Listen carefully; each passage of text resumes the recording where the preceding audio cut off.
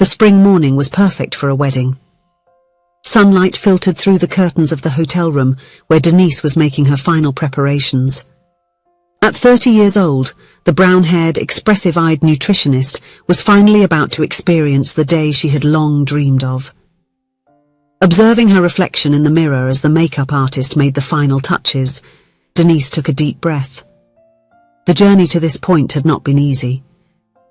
For 15 years, she shared her life with Kevin, her teenage love. She remembered perfectly the day she met him, in the first year of high school. Kevin, with his confident smile and laid-back athlete manner, easily won her over. "Nervous?" asked Mariana, her best friend and maid of honor. "A little," Denise replied, adjusting the veil, "but it's a good kind of nervousness." Mariana knew Denise's story well. She had been present in every difficult moment, especially during the breakup with Kevin. "If anyone deserves this perfect day, it's you," Mariana affirmed, gently squeezing her friend's hands. The years with Kevin had been marked by a comfortable routine. He had become a physical education teacher at a local school, while Denise was building her career as a nutritionist in a respected clinic in the city. As time went by, Denise watched her friends move on to different life stages, marriages, children, new homes, while her relationship seemed to be in perpetual pause. Every time she was asked to be a godmother, a role she had played more than 5 times, she felt a mix of joy and melancholy. The uncomfortable questions from family and friends about when her own wedding would be had a rehearsed answer. "Kevin is focusing on his career, but I'm sure he'll propose soon." The words came out with a smile that didn't convince anyone. The transformation in her life began a few months ago, after a visit to her cousin who had just had a baby. Denise clearly remembered the pleasant weight of the newborn in her arms, the smell of baby powder, the tiny fingers wrapping around her index finger. Her heart overflowed with tenderness and longing. Kevin, on the other hand, remained distant throughout the visit, checking his phone and seeming eager to leave. In the car, on the way to her apartment, Denise finally mustered the courage. "I want a baby," she said, breaking the silence. Kevin almost slammed on the brakes. "What? Now? You want a baby now?" he stammered. "Not now, someday," Denise explained, the words flowing like a long-held confession. "I want to get married. I want us to have our own home and not have to say goodbye after each date. I want a garden to care for. I want a large dining table with children around it." The silence that followed was deafening. Then came the response that would change everything. "Denise, what are you talking about? What's all this for? I would never want something like that." Those words hit her like a storm. Suddenly she realized that 15 years of relationship had been built on a fragile foundation. They had started so young that they never seriously discussed the future, and now they discovered fundamentally different desires. When Kevin parked in front of her apartment, Denise felt the weight of the decision she had to make. She embraced him and gave him a kiss that carried farewell. "Kevin, I think this is our goodbye," she whispered. "Yes, see you tomorrow," he replied, unconcerned. "No, Kevin, there won't be a tomorrow for us because tomorrow is too little for me. I want a future, a forever," she explained, tears escaping uncontrollably, her trembling voice revealing the pain of the decision. His response was the last clear sign. "If that's how you want it, it's fine by me." 15 years discarded so easily. No fight, no negotiation, no apparent pain on his part. The following months were difficult. Denise immersed herself in work to avoid thinking about it, but the nights were long and full of memories. Through mutual friends, she learned that Kevin didn't waste any time enjoying the single life, attending parties and going out with various women. The pain of how easily he replaced her made her ask friends not to tell her anything more about him. It was during a nutrition conference, 6 months after the breakup, that Denise met Damien. Tall, with gentle eyes and a shy smile, he caught her attention during a lecture on sports nutrition. They ended up sitting side by side in a practical workshop, and the conversation flowed naturally. "I can't believe you are also specialized in eating disorders," commented Denise, surprised by the coincidences. "And you in sports nutrition? It seems we have complementary specializations," replied Damien, his eyes shining with genuine interest. They exchanged contacts, and in the following days, professional messages soon gave way to personal conversations. They discovered common interests in old movies, outdoor walks, and cooking healthy dishes. The first meeting was in a small and cozy restaurant. The conversation was so engaging that they didn't notice when the place started to empty out. The waiter had to kindly inform them that they were closing. "Can I invite you for a walk in the botanical park on Sunday?" Damien asked, appearing nervous for the first time that night.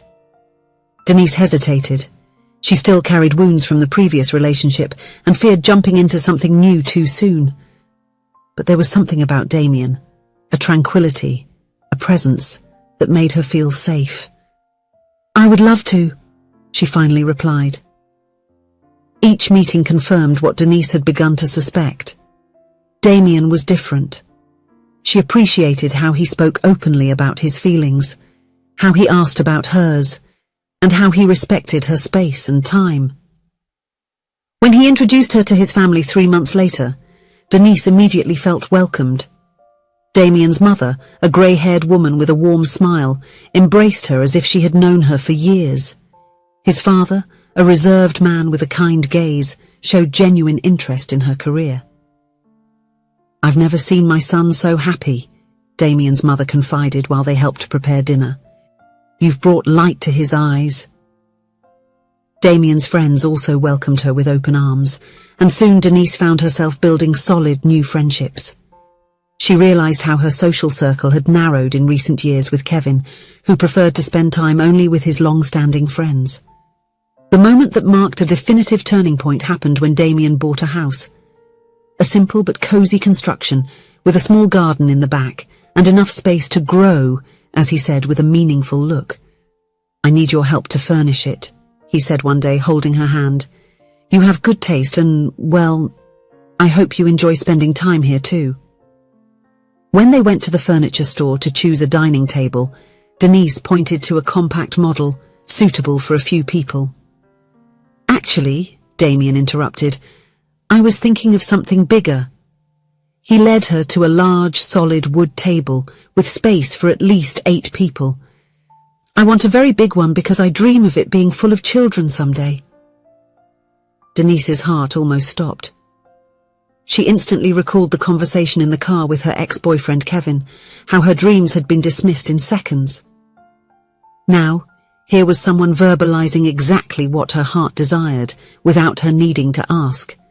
With less than a year into their relationship, Damien took her to a candlelit dinner in the garden of their new, partially furnished house. Under a starry sky, he knelt with a small velvet box and asked the question Denise had longed for so much in her life. "Denise, would you give me the honor of building this future with me? House, garden, table full of children, everything. Will you marry me?" The tears came instantly, but this time they were of joy. "Yes, of course, yes!" And now, 6 months later, the wedding day had finally arrived. The ceremony would take place in a century-old church, decorated with white flowers and golden details. 200 guests awaited the bride's entrance. Denise was radiant in her lace dress, which accentuated her delicate silhouette. The car dropped her off at the entrance of the church. She took a deep breath, holding the bouquet tightly, ready to take the most important step of her life. It was at that exact moment that she saw Kevin approaching. Even from a distance, she would recognize that posture anywhere. 15 years together had given her that knowledge. He was wearing a dark suit, apparently bought for the occasion, his hair shorter than she remembered. The guests who were waiting for the bride's entrance noticed the immediate tension. Murmurs filled the air when Denise, surprising everyone, calmly asked for the doors to be closed again, needing a moment. "What are you doing here, Kevin?" she asked, keeping her voice low, aware of the curious glances. "Denise," he began, looking nervous, his hands restless. "I made a mistake. These months without you made me realize how important you are. I heard about the wedding and I couldn't let it happen without trying. Denise watched him closely. There was something different about him, a vulnerability he had never shown before. I changed my mind, Kevin continued. I want everything you want. You were my first love. You can't get married. I can't lose you. A heavy silence settled between them. Denise felt a storm of emotions, surprise, confusion. However, instead of the hesitation that Kevin possibly expected, a calm certainty filled her. Kevin, she began, her voice surprisingly firm, we have been together for 15 years, and during all this time the possibility of marriage was never mentioned by you. What you are feeling now that I am about to get married is that you are losing something you always thought you would have forever. He tried to interrupt, but Denise gently raised her hand, asking to continue. I sincerely hope you find your way and someone to walk in the same direction.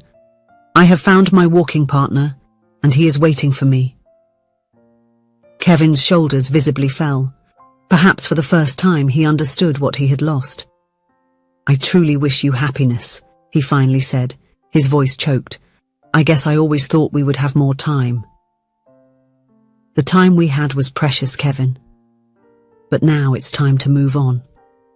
She smiled gently, without resentment. Kevin nodded, slowly stepping away. Denise watched him leave, feeling not regret, but gratitude for the journey that had brought her to this point. That chapter of her life was finally closing completely. The doors of the church opened once more. The murmurs ceased as Denise appeared, radiant. Her gaze met Damien's at the altar. He was smiling nervously, his eyes shining with emotion. With every step she took towards the future she had chosen, Denise felt her certainty grow. It wasn't about Kevin or Damien. It was about following her heart, respecting her own dreams, finding someone who shared the same vision of life. When she finally reached the altar and Damien took her hands in his, whispering, "You look absolutely stunning," Denise knew that she was exactly where she was meant to be. The past had been necessary to lead her to the perfect present she now lived. "We are gathered here today," the officiant began.